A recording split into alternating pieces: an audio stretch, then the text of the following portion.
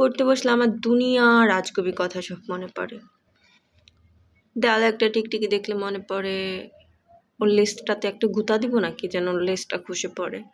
একটা মাকড়সা যদি জাল বুনে তো আমার মনে হয় যে জালটা ভেঙে দিব নাকি। তারপর হুটহাট কোনো একটা ওয়েবসাইটে গিয়ে মনে হয় যে আচ্ছা একটু চেক দিই তো কোন ওয়েবসাইটে কি আপডেট আসতো।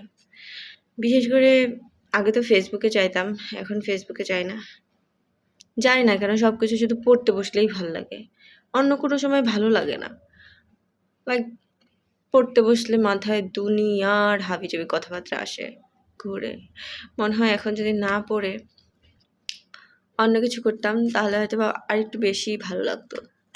পড়তে পড়তে ভাবি আমরা যদি প্রাগৈতিহাসিক যুগেই থাকতাম, আমাদের অ্যানচেস্টারদের সাথে পৃথিবীতে সভ্যতার সূচনা না হইতো, বিশেষ করে ইন্ডাস্ট্রিয়াল রিভলিউশন না হইতো, তাহলে কেমন হইতো আমাদের জীবন।